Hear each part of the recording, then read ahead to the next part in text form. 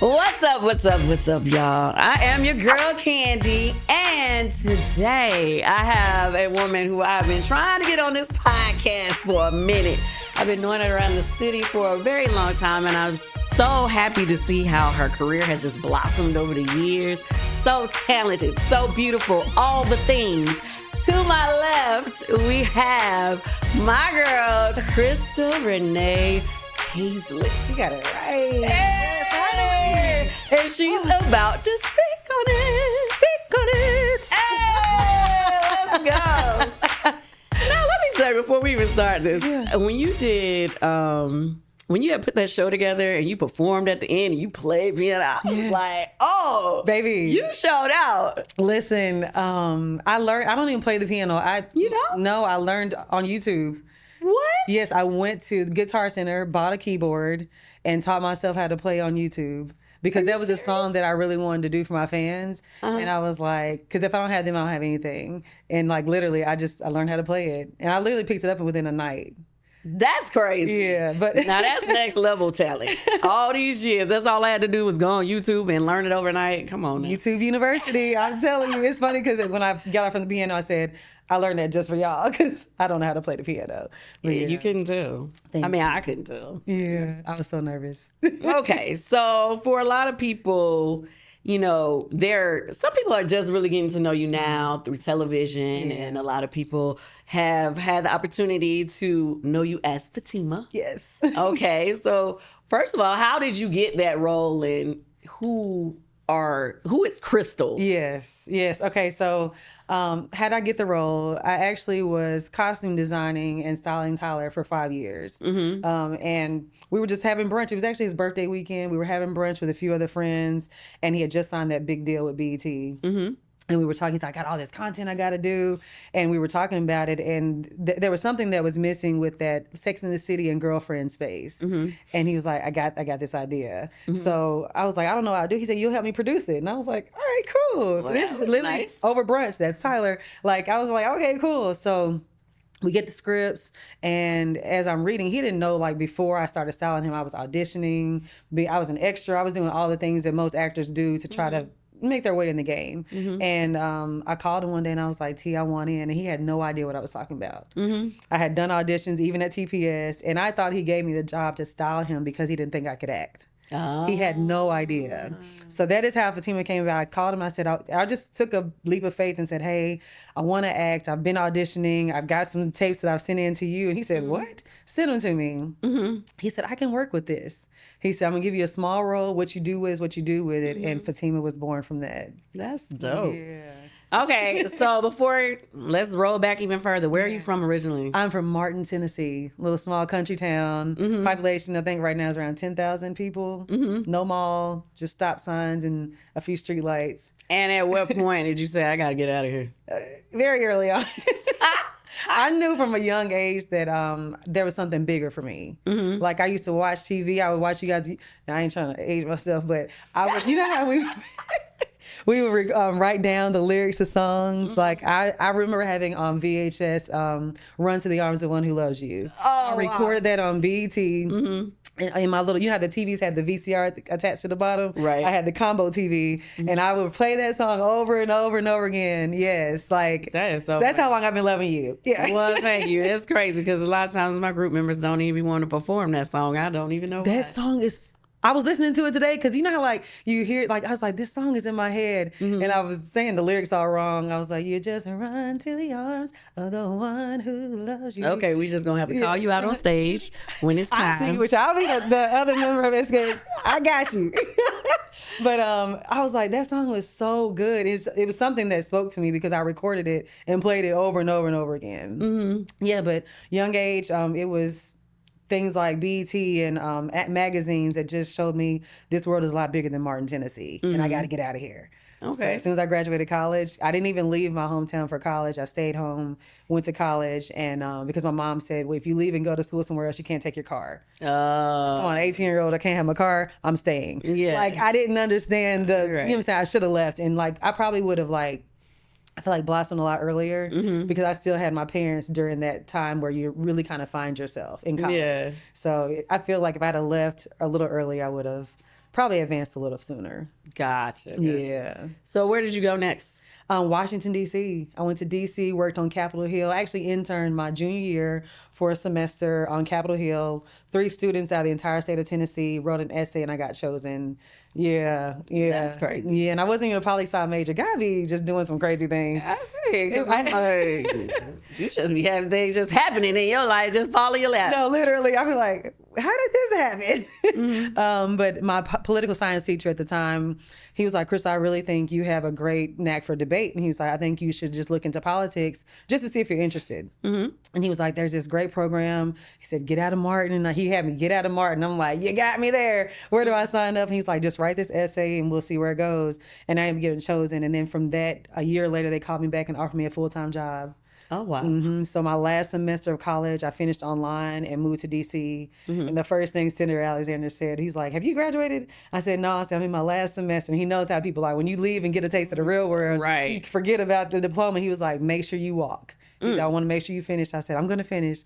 So I finished my courses, and in December I walked. Went back home and walked the graduation line and came back to work.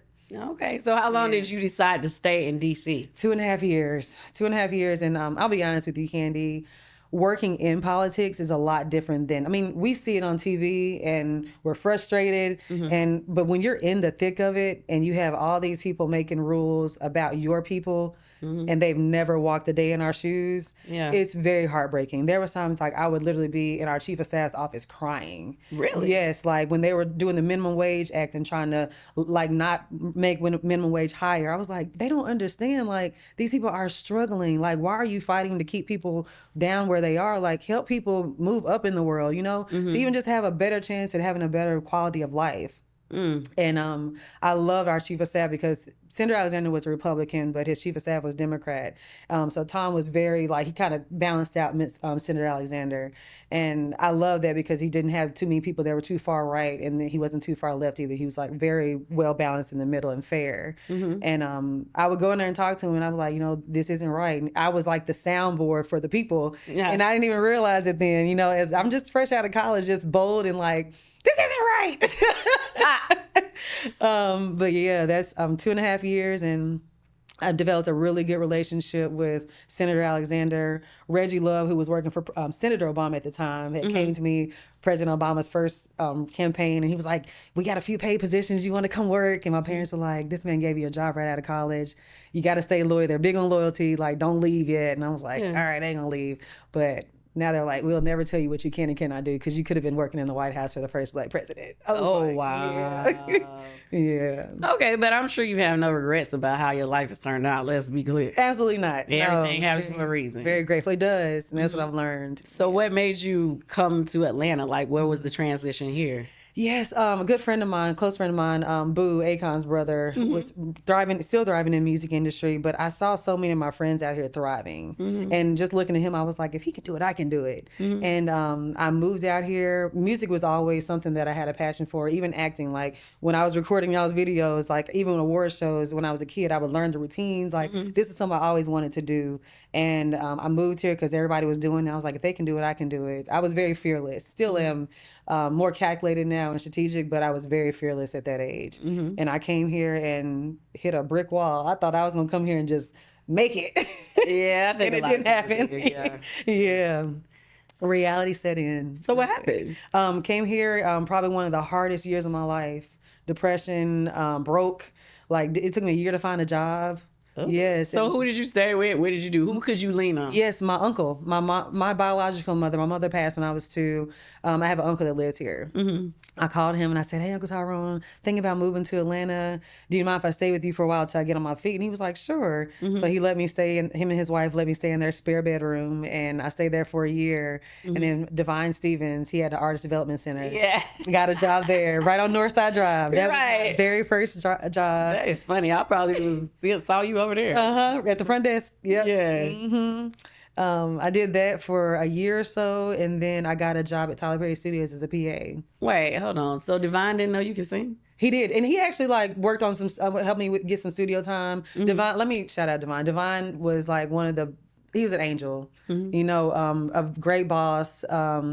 Even like I was having trouble paying my car payment. Devon gave me, and because I was only making like $600 a week working for him, or maybe a month. It was $1,200 a month. It was something crazy. Oh, Maybe like $600 like every 2 weeks. Yeah, so it's like $1,200 a month. I was not making a lot of money at that front desk. Okay. And I was like, I can't pay my car payment. And I remember he helped me with that. And then even I was like, I want to sing. He's like, what do you want to do? Like, I know it's more to you than just sitting behind a desk. And I was like, no, I've always been about putting myself around what I want to do. It's the Artist Development Center. I want to act. I want to sing. And we got in the studio, did some things, and I worked with Fatima, Rock City, so many people. Like I did an EP with Rock City. And, you did? And Ray Daniels, yeah. I did an EP called Hello back in the day. And recently got to reconnect with Ray, and he was like, I'm so proud of you because you just worked and made it. Because people want a handout. And I was like, wasn't willing to do that. Right. Yeah. Okay, so here's my other question. Yeah. How did you just, okay, I did all that, and then now I'm styling Tyler Perry. How'd that happen? Yes. Okay. Let me tell you that story. I was PAing in the costume department at Tyler Perry Studios. Again, putting myself around this. At this time, I can study the great actors that are coming to the studio. So it's like a real in live training, watching the greats come in, and I'm watching them on set, watching how they take beats, how they study everything. I'm taking notes on everything, and I worked my way up through the department and became a costumer. And I remember we were going through different costume designers. I had went to go work on a movie with Jamie Foxx, Gabrielle Union, and T.I. called Sleepless. And I'm so excited because I'm working on something else with people that I admire. It's Jamie Foxx, so dope and fun. Every day was fun going to work, working with him. And I get a call from the studio. During that time, you just never know who's watching you. Tyler had taken a liking to me. The president of the studio called and said, hey, Tyler wants you to costume design the next run of shows. And I was like, I'm trying to act, you know what I'm saying? Because nobody knew behind the scenes. I was still like auditioning, like going on lunch break to lay an audition tape down, running back upstairs. I was pulling clothes from the costume department to dress as a lawyer and then running back, running to get my lunch and then like changing back into my work clothes and going back to set to dress people. And I was like, I'm starting to get callbacks. Directors know my name. Is this what I go do? God, why are you putting this in my face right now? So I prayed about it. I said, God, just order my steps. And so I was actually in Amsterdam. This is when I smoked weed. And I've been delivered. And he called me and he was like, at first he called me. I didn't answer the phone because I didn't know have his number. And then he texted like, this is Tyler Perry. Call me. And I was like, oh shit. So I called and I was high as a kite. And he was like, what are you doing? I was like, I'm in Amsterdam doing a lot of things I have any business doing. And he fell out laughing. And he's like, well, I was calling to see if you would help me redo my look. I want a new style. Can you come and help revamp my closet? And that's how that happened. And then before I knew it, I was costume designing every TV show, every play. I remember the first movie I did was Medea Halloween. I messed up so bad, Kandi. Like, I didn't know that. Because I didn't know, like, this was not something I was trying to do. I didn't know another thing that fell in my lap. And I was like, Tyler, I need an assistant. I don't know what I'm doing. He said, I'll be your assistant. I got you. You're fine. What? Yes. He's like, you got it. You're good. And I guess because that's how he learned, just by failing and figuring it out. Just doing it. That's a lot of us. Yeah, you know. And I didn't know that Medea had a double. Because he's directing and playing Medea. All right. So we needed another Beyonce. It was like a Beyonce leotard thing. And I was like, I don't have an outfit for this double. And this is like it was like a sequin leotard with thigh-high boots. Yeah, it wasn't a way to... No. Do you know we took some black duct tape, some Medea like loafer, like the little slip-on loafers, duct tape all the way up to the thigh to give us some thigh highs, put some stockings on. My costume designer had some black sequins in the trunk. And we made a whole outfit. He's like, see, I knew you could do it. But I tell you, by the end of the day, I was like, oh God, what have I signed up for? But that's Tyler. It was no sweat. He just looked at me when I told him, I was like, I don't have a double of this. And he was like, you'll figure it out. And I was like, I was like, oh God. Luckily for you that you quick on your feet. Yes. Okay, so let me go back and ask you this. Out of the different things that you've done, you know, you can sing, you can act, you worked in government, you know, you can do all the things. Now you're doing podcasting. What is your favorite thing to do? My favorite thing to do right now would be acting. Really? Yeah. Okay, so I love it. It's an escape. You know, you get to tap into different people, different mindsets and characters, and it's something about that's so freeing about being an actor. You know, and then we get to tell stories. I think one of the greatest gifts to society is storytelling. So I love that we get to tell stories and give people hope. You know, and I feel like even if you're not playing like a great character, there is some type of redemption in that and a story that you can still tell through that as well. so okay, now that you are a public figure, do you feel like can you even like move the way you want to move? That's what I'm saying. Like, are you able to go places and without you feeling like people are always Yeah, no, I probably need to talk to you sidebar about this too, because you've been doing it so long, you know. Okay. So like of how to navigate it, because I'm still new to it, and the crazy thing is that I became famous during COVID, so I was able to fly under the radar for like 2 years, Right. while we had to wear masks, and it wasn't until I was in Target one day and I've had a mask on, and somebody comes from another aisle and goes, "Fatima," just based off my voice, and I was like, here we go. Right. And like, you can't get to go to Target, you know, like, and people are always like, you can see it before they even get to Right, you. Like, they- you know how that is. Like, you see it Yeah. before they even get to you. But even just like times where you're at dinner or on a date, you know what I'm saying? And people want to take pictures and you don't want that person or your family to feel like, hey, this is our time. Like, do you always have to be on? But then also you don't want the fans to feel like you're not appreciative because without them, we don't have the longevity that we have. you know? exactly? So it's trying to balance that, and then also just being kind and letting them know, like, hey, I'm really spending time with my family. Most people understand, but it does get uncomfortable, and I've had like death threats. I've had stalkers. I don't think people are crazy. I don't know. Like, Okay, so what's the craziest thing that's happened? the craziest thing that's happened is a girl drove from Memphis because God told her to. Yeah. To do what? To pray over me.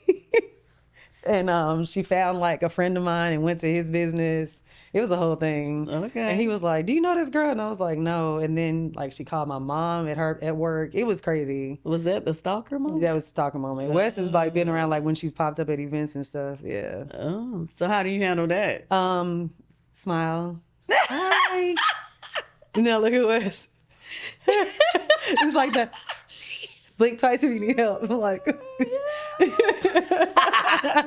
Right. yeah, but that's probably like the craziest thing. But even that, like, you know, and in that moment, of course, you call Big Brother Tyler and it's like, hey, like, what's happening? And he puts his people on to figure out everything, like, find out who this person is. We know everything.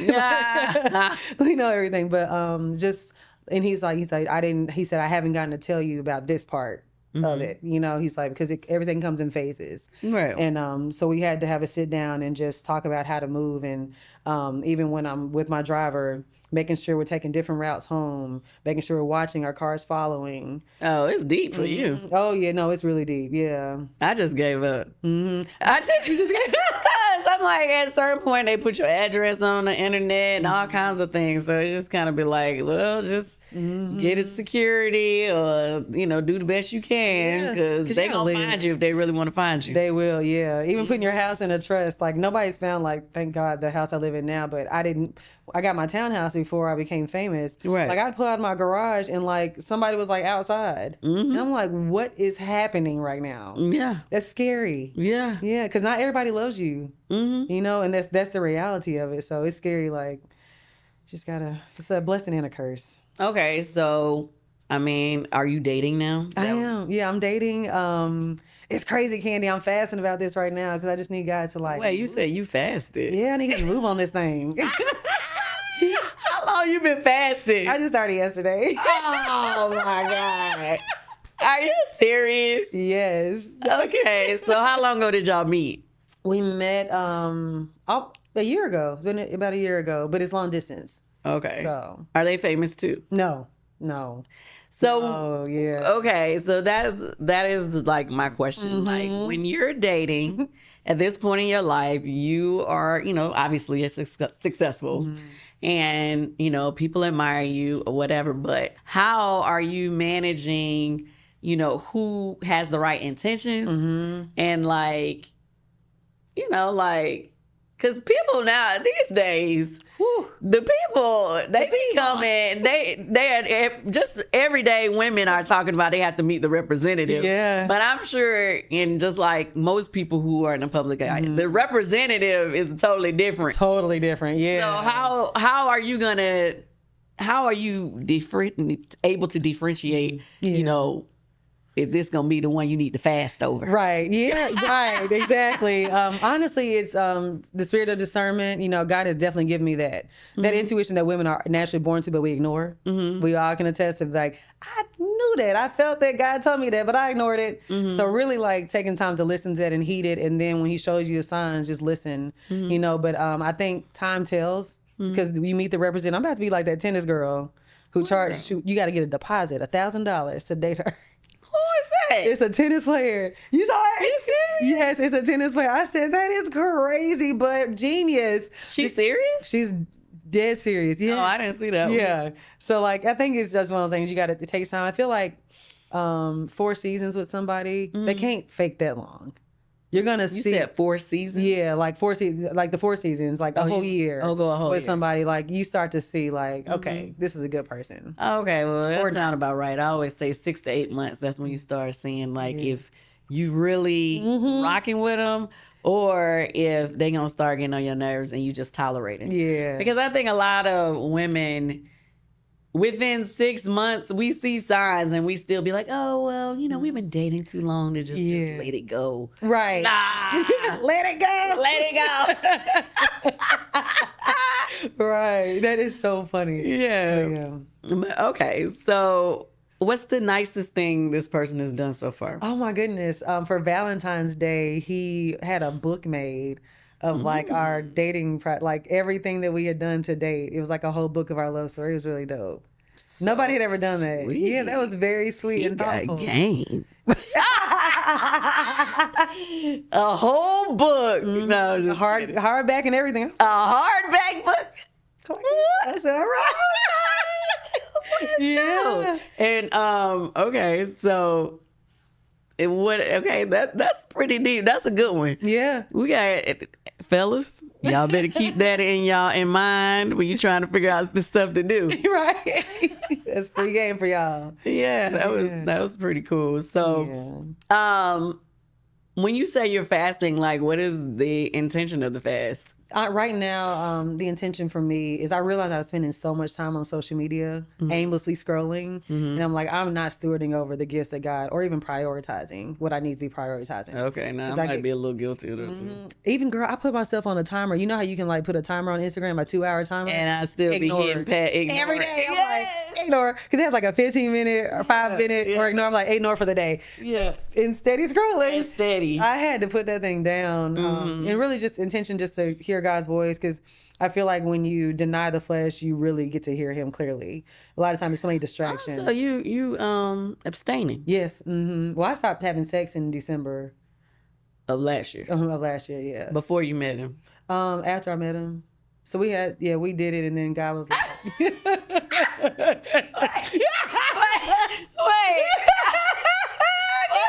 Whoa. Time out. After you met him, you decided what? What had happened was, the Lord works in mysterious ways. No, I was really in my Bible, and sexual immorality kept popping up, and it was piercing me differently than it ever had in my life. And it's happened a few times where I was like, I need to, like do it God's way. Because you keep getting heartbreak after heartbreak, and it's like, I'm living out of the will of God. So this time I was like, flesh got me in the beginning, and I was like, and even he was like, why now and why me? Like now you want to live right. And she said, right. And I just. Wait, how long has y'all been kicking it before you made that decision? 2 months. 2 months, August, September, was it 3 months? Yeah. But it's long distance, so we hadn't done it hadn't been no crazy amount of times. Oh. Yeah. No, it was just still very fresh. Got it. Yeah. And I was just like, and I was crying. I was like, because like when God tells you to do something, so a lot of times we break this down. Break it down for me. How that works. Girl, I called him one day. I was like, I said, God has convicted me on sex. And he was like, what do you mean? And I was like, I can't do it anymore until like marriage. Like this is where I am. And I said, because I said, I'm reading, and I said, and everything that God is trying to protect us from, whether it's diseases, heartbreak, just being whole, being equally yoked, we're like going against all that. And nothing is going to be the way I want it to be if I continue to go against his will. So I was like, I'm going to do it right. And that's like, now it comes in phases. Like God will convict, now he's convicted me on drinking and smoking, because with the industry, I was suppressing a lot. So I was drinking just to like not feel things. And you know what I'm saying? Because you're getting the death threats and it's like your whole world is changing so fast. How can I not feel this? So it was,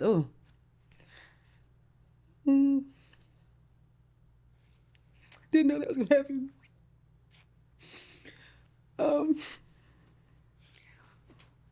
What were you dealing with at the time that made you feel this way? Therapy, with the drinking. With the drinking, therapy, just trying to navigate this new life. Not being able to just fly under the radar and just, like when you're used to suppressing all your life, it's easy to do when your life isn't in the limelight. But when you got to fake all the time. Thank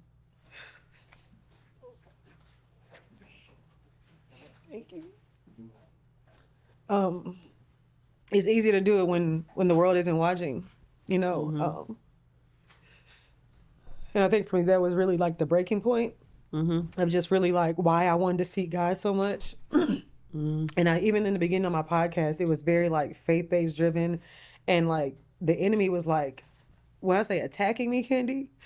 Why you say that? Because like I just, how like when you're trying to be closer to God, that's when the enemy comes in and is like trying to pull you away. So everything that was not in the will of what he was trying to get me to do, I was like, yeah, I don't want to do this anymore. Like even my team knows, like I was like, I want to change the whole, like, I want to change the name of the podcast. Like I want to change, like I wanted to, like, I just felt like I was living a lie, because everything that I was like doing, like I'm just trying to build this relationship with God, but I'm not perfect. And I'm trying to draw people closer to him, but there's still things that I was struggling with, like the smoking and like, you know what I'm saying? Because it was so much happening at once where I just like, I didn't realize it got to the point where like I could take like a little piece of a gummy and like be extremely high. Then it got to like where I was taking a whole one and it was like, I didn't really feel anything. And that's when I was like, okay, this is a problem. You know what I'm saying? Or it could become a problem, And I think you get to a point where you had to like really, God was like, I need you to come back to what I called you to. Do you think that you feel the sense of having to show the face of perfection in front of other people? I mean, that was what therapy was for, from my childhood, just really realizing that that's not even what God wants. He just wants excellence. Do your best. That's all he asks for. He doesn't want you to be excellent. He does not ask you to be perfect in anything, because he knows we're not perfect. And I think in the healing, I realized, okay, I can be myself. I can fail and fall on my face, and I can also share that, because when you feel like you get into the light and I have to be on all the time, it's okay to let people know, hey, I'm struggling today, or hey, I was having sex and God told me, hey, I don't want you doing that. So now I'm not, or hey, God pulled me away from hard liquor. He was like, you can have wine every now and then because I know you know how to manage that.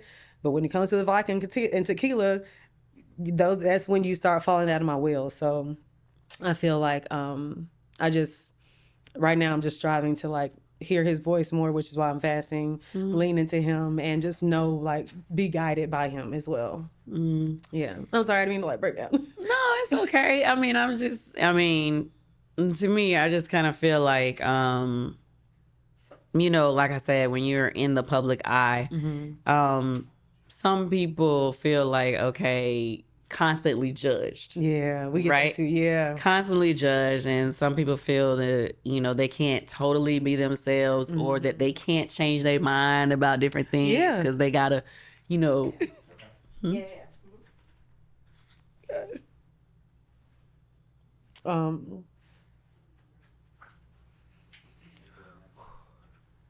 Try not to cry because I want her to do my whole face over. No, I was crying because I was listening to Lecrae's new album. And how certain parts are just like, ooh, I've heard this a million times, but it just hit me different today. And it was just talking about the grace of God. And how you've done things in your life that could have canceled you out from his grace. But he's still like, no, I still want you. You're still my daughter. I'm still chasing after you. I don't care about all that. Just come back to me.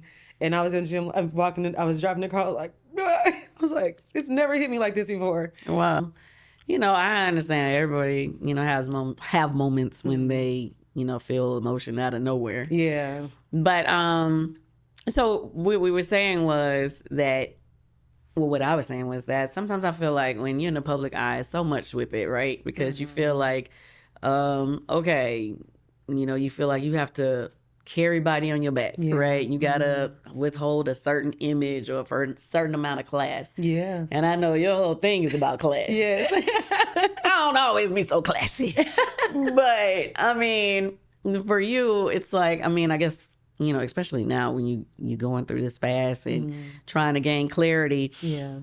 Wait, what type of fast are you doing, by the way? Right now, I'm fasting from social media, and then also a food fast where I don't eat until 12 o'clock, and then I cut off food at 6. Okay. Yeah. So, okay, so back to me, I just have to ask, do you consider yourself like a seriously religious person or? Yeah. When I say religious can get tricky.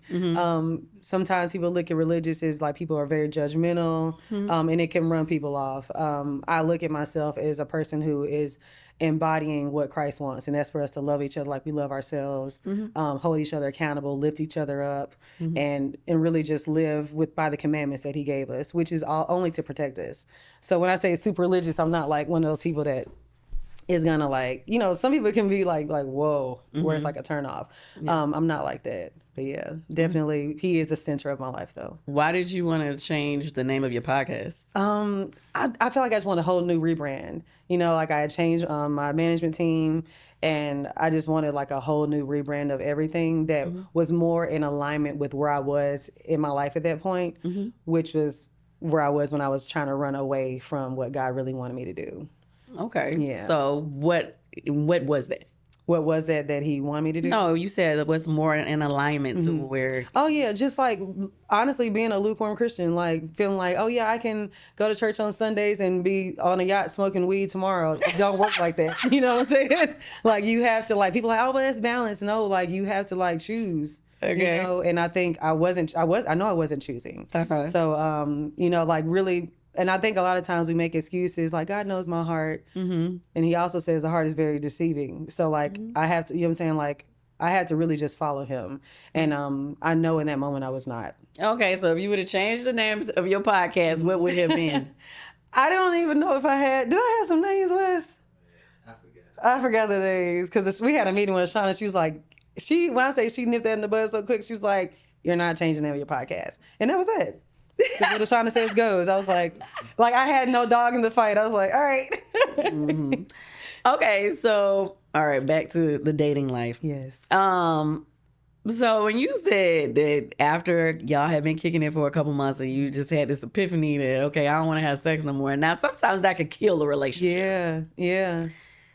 What did he say? How did he react? Honestly, at first, like any man, the ego was in the way, and he was like, "Why now? Why all of a sudden do you want to do this with me?" And I just told him, I said, I can't explain it. I started crying. And I think in that moment, because it was, when God is like working in your life, everything's like right here. It's like, oh, you're on the verge of crying all the time. And I think in that moment, instantly, like it was and I literally like leaned against I was in my kitchen counter and I was just bawling, crying. I said, God, because it was so hard. You're fighting your flesh. Like, sex is great. It feels great, Let's be honest about it. But if it's not in the will of him, it's not good for you. And so I'm fighting my flesh, something that I enjoy doing that I know is not right. And I said, God, if this is what you want me to do, I need you to help us work through this. And instantly he was like, okay, I see this is something that's serious.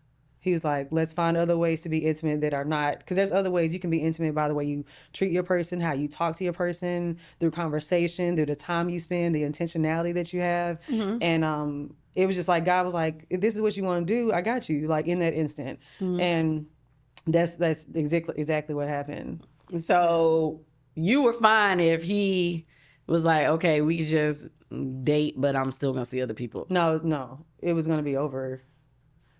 Yeah, okay. Yeah. No, so you just me or not, you just automatically expected him to say, yeah, I don't know. Yeah, he could have also said, I can't do that, and that's his choice, But like, I think when you have a woman who is seeking the face of God, it's something about that that shows strength. It shows, wow, this is somebody who is serious about her faith.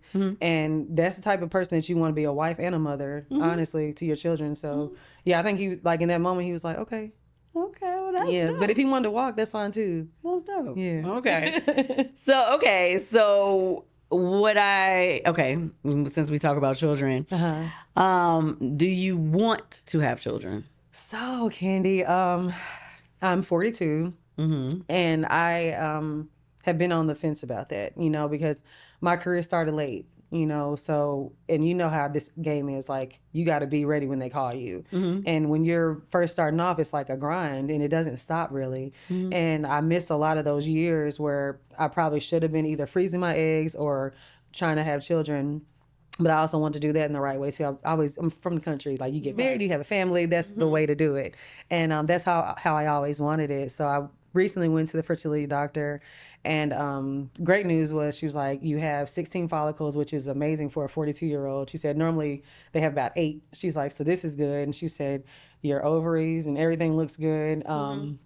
She said, I had like 4 fibroids, but they were on the outside of my uterus. So she was like, I need to have surgery for it. She's like, everything looks good. Yeah. And she said, and they're really small. So she was like, you're fine on that. She said, but I do have to let you know that, which you probably know as well, like, the older you get, the quality of the egg goes down. She said, so your best bet right now would to be for me to go in and extract the egg. She said, we need to do this as soon as possible. You don't have a lot of time. And we can pick the most viable egg and replant it in you with your partner's semen, of course. And I was like, well, I'm not married. Like, you know what I'm saying? It's so many things. I was like, well, that's not going to work, And then I'm like, well, do I have an option to freeze them? And a lot of times when you're this old, like, you know what I'm saying? You want to have a lot of eggs to freeze. Right. So all the options are like slowly dwindling down as we're having this conversation. I was like, good Lord. So I think I'm in that kind of battle between having faith that it's supposed to happen, it's going to happen, but also trusting the people that God has put on earth, the scientists, the doctors, to show, like, okay, this is your options and what you can do. But I'm not putting pressure on myself, like, or forcing anything. You shouldn't. Yeah. You know what I mean? I think a lot of women put pressure on themselves about the whole family aspect, because that's what we kind of grow up hearing. That's what we supposed to do. But I mean, at the end of the day, like, I feel what you're saying as far as, like, whatever God wants to happen, it can happen. You know what I mean? Yep. Although myself, I had to go through IVF. So I'm not saying, either way is, it's up to you, but the guy that you have been dating, does he have kids? No. Oh, so he don't have kids? No, and he wants them bad. Yeah. So that's another caveat. Yeah. Yeah, that's a whole another component to the situation. Yes. Okay. All right. Well, hopefully the wedding bills will come soon. We're just gonna go on and speak that into existence. Go ahead, speak it. I'm just kidding. I love it. And okay, do you have a time limit on that? Because it's long distance, it's hard to put a time limit on it, because like, if you're dating someone in the same city, then it's easy to do that. But when you're like, it's only a certain amount of time you're actually getting to spend with this person, it's hard to do that. So I don't really have a time limit right now, but we have both been talking about, like, hey, what are we doing? Where is this going? And is this feasible? Because we have to be honest with ourselves. And are you ready? Are you open to move for love? Girl, yes. Oh, okay. The United States of America? Wherever. Yes. Okay. All right. It's crazy over here. So one of the questions we had on here, I guess, I don't know, it doesn't really make sense now, because now you said you actually dating someone. This was when I didn't know if he was dating someone or not. But I'm going to ask on as pertaining to him. Yeah. Because you said before, some men with money don't always pursue you. Yeah. So did you find a man with money? I just gotta ask. Right, that's very personal, Kandi. I mean, you said it was out there. Yeah, before. So yeah, like, he does well for himself. He has a great job. But still, like, and this is something I had to get over. Like, it's going to be hard to find someone who makes what I make. You know, like, because even what we do, a lot of people just don't. We're in the top. I know what you mean. You know what I'm saying? Not even 1% now. It's like higher than that. So like, you really have to lessen that. To find somebody that matches that, it's going to be hard. And a lot of times men in those positions don't have time because they're just as busy as we are to maintain it, you know? So I think it's a good balance. Okay. But yeah, no, he can hold his own though. Okay. Yeah. All right. And what are your deal breakers right now? Deal breakers right now would be one, faith. You know, I believe in being equally yoked. So I do want someone, even like how they say, iron sharpens iron. I want to be with someone who's going to challenge me in my walk and pull me closer, not away from God. Someone that's honest, loyal, loves his mother. Like I'm really big on how you treat your mom, and intention. I feel like that's when I don't feel like someone's being intentional about me, I'm cool. Yeah. Yeah. So this is something that I have to ask you. I want to roll back because when we were talking about your family and you growing up, you also mentioned that your birth mother passed when you were like 2. So who raised you? My dad did, and then he remarried when I was 5. Oh, okay. And it's crazy. Like 2 years ago, maybe 3 years ago now, I was in my closet, and my aunt called me, and I was just checking. She was just checking on me, and we were just talking, and she said, "Yeah," randomly, she's like, "I thought you were gonna be my daughter." And I was like, "Huh?" Your aunt? Yeah, like she thought I was gonna she was gonna raise me as it's hers. Like it's hers, yeah. And I was like, "What do you mean?" And she said, "Well, when your mom passed, your dad dropped you off at my house." My dad never told me this story. She was like, "Your dad dropped me off at your house. Your dad dropped you off at my house, and he was like, I can't raise a girl. You got to raise it for me." And so I'm sitting, at this point, I'm sitting on the closet floor like, what? Like, my dad abandoned me? Like, you know what I'm saying? This is when I'm like seeing this little girl. And she said, but she was like, that night he got home and he called me. He said, when I get off work tomorrow, I'm coming back to get her. And she was like, well, what happened? And he said it was as if God himself sat in the passenger seat and said, go get her. I will, here I go again. I'm not going to cry. Go get her. I will help you raise her. And, Jesus. That's why I let it in. She was like, you would have never known for those 4 or 5 years that you didn't have a mother. She said you were dressed perfect every day for school. Your hair was perfect. And he raised you. And I called my dad. I was like, why didn't you tell me that? And he was like, when you're going through things, you try to forget about it.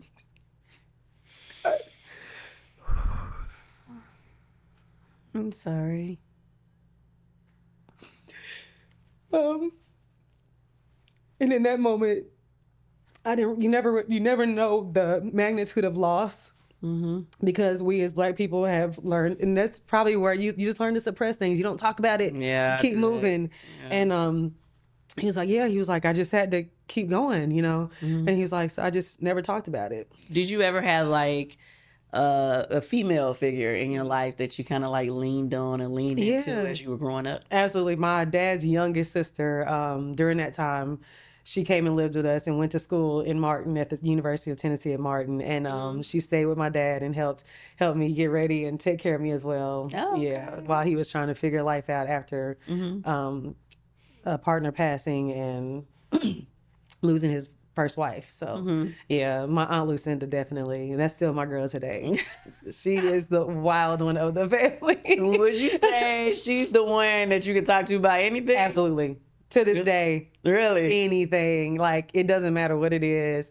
She's going to tell me the truth, and she's also going to be on my side if I'm in right. Yeah, that's my girl. Okay. I mean, she's going to stand with me right or wrong, but she also going to tell me, like, all right, now you tripping. Right. But yeah, that's always got to have that one. Yes. You know what I mean?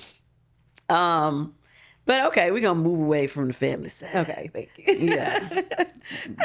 Bring it back to the business and life. Okay, so now I personally feel like you've been doing great things with your career. Thank you. Right? I watch what everybody be doing. And you too, girl. I'm just... So, like, so now you got, like I said earlier, you have multiple things going on. You got the podcast, you got the acting, you got the, music. Like, so what's your intentions? Like, what are you trying to build on right now? Yes. Honestly, my schedule has been so crazy. I've been trying to put together an EP, finding the right sound, the right content that I want to talk about. Because even in that, in your walk, like, I know I don't want to do gospel, but also I got to be conscious of like what I'm putting out there. So you want to do gospel? No, I don't want to do gospel, but I want to be conscious of the content that I'm putting out. So like, because y'all know certain things you listen to, it just incites certain behaviors. Whether it's rap, you see people like they do studies where like they'll play certain songs and it incites violence instantly. So I want to be careful about what I'm putting out and making sure that I'm not a part of the problem and more a part of the solution, just to bring more harmony to the world. So would you consider yourself like going into R&B or pop or what? Yeah, I could do R&B, pop. Yeah, more like inspirational music. Inspirational. Yeah, but not gospel. She said, but not gospel. My friends be trying to make me a pastor, and I'm like, I am not a pastor. Why? Because they be like, Crystal, you a prophet for real? Because I'll see things and I'll be like, I'll speak stuff and then it happens. It's crazy. It's kind of scary sometimes. You have put a very much so. You have to do things a certain way. You know what I mean? Yeah. When it comes to business, I think a lot of that honestly comes from my mentor and best friend in Tyler and Big Brother, just how he like carries himself and even showing me like, all right, now you're in a different space. Like you have so many little girls looking up to you and they have so many other people that they're looking up to that aren't leading them the right way. What are you doing different? How are you handling yourself? How are you handling your business? Always mindful of that because with this comes so much responsibility. Right. And what are we doing to honor that? So it may feel like even my team, like I do everything in excellence. Like I want everything done right. And I feel like you look at like the greats like Beyonce, Oprah. Yeah. Everybody has structure. And I like emulate their business models. I'm like, that's how I want things done. I want it to be great. I want whenever people see that, I know that was a Crystal Renee production, like on point. You know what I'm saying? Everything. And even like who I am, I have so many young girls that look up to me. Where am I leading them? To heaven or hell? And that's the reality of it. Because really, like one wrong thing, well, Crystal's doing it. She says, okay, no, like I don't want that on my conscience. Like I want people to be like, you know what I'm saying? Because that's a lot of pressure. It is, but like that is a part of the calling, and that's honestly the Book of Revelations. What I'm breaking down right now is about you're gonna feel the pressure. It's crushing, but like, and that's a part of it. So I take it on with grace and count it all joy. I mean, that's awesome. I just don't want you to ever just be feeling like everything is caving in on you because you're trying to keep up this, I get it. We want to work in excellence. We want to move in excellence. We want to do things that uplift people. You know what I mean? But never allow it to get to a point where you feel like your walls are closing in because you got to I don't feel like that now. No, because once you realize the walls start closing in when you're not in alignment. You know what I'm saying? When you're like walking away from what you're supposed to be doing, that's when it feels like, oh God, what am I doing? Like this is too much. It's only too much because you're not doing what you're supposed to be doing. Okay. That's it. You know what I'm saying? It's that simple. Like when you're doing what you're supposed to be doing, it doesn't feel like that. And honestly, when I have a great team, everybody's carrying their own load and helping. So it never feels like I'm carrying it all by myself. So what's next? What's next? Oh my goodness. I'm doing a movie with Courtney Glade. I am working on music. Oh, what else? Have hair care products that I'm working on with a big company that we're going to announce soon. What else do I have? I've got my soccer team in DC. Oh, yes. You're part of a soccer team? Yeah. Tell us about it. I didn't realize that. I missed that part. Yes, we just had our season opener last week, DC Power. That's amazing. Really wanted to get behind women in sports, because it's mainly men that are in leadership in those positions, but I wanted to be a part of that to make sure that the women have people speaking on their behalf who understand, because we have different needs than men. So really on my business tip, producing more. I got a few projects that I'm working on right now that I'll be able to talk about more once everything is clear. But yeah. How do you determine which projects you want to be a producer on? It's so funny. I went to ABFF this year, right? Mm-hmm. And I went to go support Jay Alphonse, and Woody McClain was there. So we all a bunch of us went to go eat dinner, and we were talking, and we were like, and Woody had done Cam Newton's podcast, and he had broken down. I don't know if you saw that clip where he broke down. Oh, yeah. Because he was like, I've got 2 daughters on the way, and I don't want them growing up thinking their daddy's this gangster killer. Mm-hmm. And he's like, I want to create content that I can watch with my daughters. Yeah. And after that conversation, he called me. He's like, yo, Crystal. He was like, we all hung out that night. And afterwards, even Jay Alphonse, he's like, I want to build a production company with just Black women because y'all know what to do. He said, here's the money. Let's do it. Mm-hmm. And y'all run it. And I was like, I'm down. Like, let's do it. Let's build it. Mm-hmm. And then Woody called and he was like, he's like, I got this idea. And you probably seen it on Instagram. He's raising money for a movie. Oh, okay. Yeah, where he wants to do a movie without the backing of a studio. Oh, okay. He wants to build it and do it his own way. And he was like, he's like, after spending time with y'all, he was like, I was like, Crystal's the type of person I want to work with. He was like, because she gets it. Mm-hmm. Like, we both want to build the type of content that we want to see. Right. That represents us, that we can all watch. We ain't got to cover our ears. It's like, everybody can watch it. The kids can come on in. Mm-hmm. So, yeah, I just want to, I want to do that. That's how I kind of look. And really stories that speak to me, that tell, like, our truth, because I feel like a lot of times productions show us, they push the stuff that shows us in a bad light, mm-hmm. But they don't, you know what I'm saying? Yeah, like, and that's a part of our reality, but that's not all of it, mm-hmm. So I want to make sure we're getting a well-rounded idea of who we are as a culture. Everybody give it up for Crystal. Thank you. Thank you. I appreciate you you coming to sit down with me, seriously. This has been an emotion, like, oh my gosh, I'm so emotional. Like, it's been a lot. But yeah. What's been going on lately other than the fast? Traveling. About to cry again. Traveling, crying. What is going on? Ooh. Shut up, Buttercup. Shut up, Buttercup. Yes, traveling. Finally I took a break. I'm about to take another break. I did like a Paris and London trip.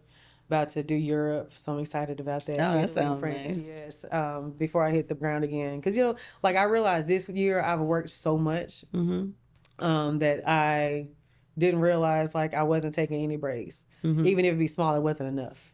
Yeah. So, like, making sure that I pencil in that time to be like, all right, I'm clocked out. Mm-hmm. And then that gives them a break, too.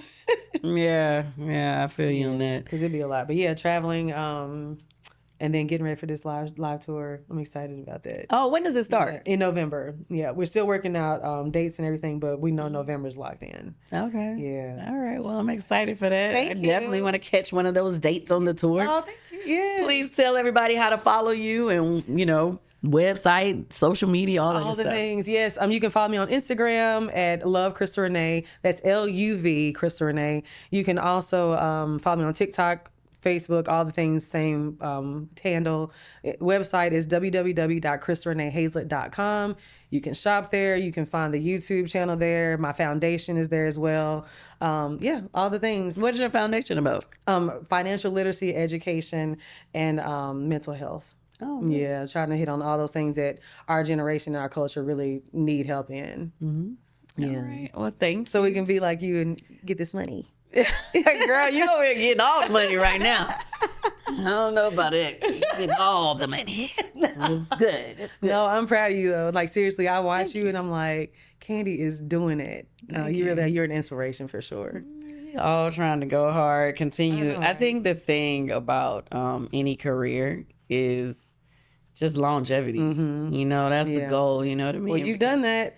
Well, yeah, I'm thankful, but it's just like, I guess for me, it's like, it's always that pressure of how do we keep this going? How do we maintain this? Mm-hmm. Like, what's next? What's next? Because you have to evolve with the times. Right. And you've been doing this so long, like, I'm sure there's been many evolutions. For sure. Yeah. So. Well, we can talk about that when I come to your podcast. Yeah, there we go. I'm about to start interviewing you. Yeah, tomorrow. I'll save that for that. Can't wait. All right. Well, thank you for watching. Yes. What you gotta say? Speak on it. Hey!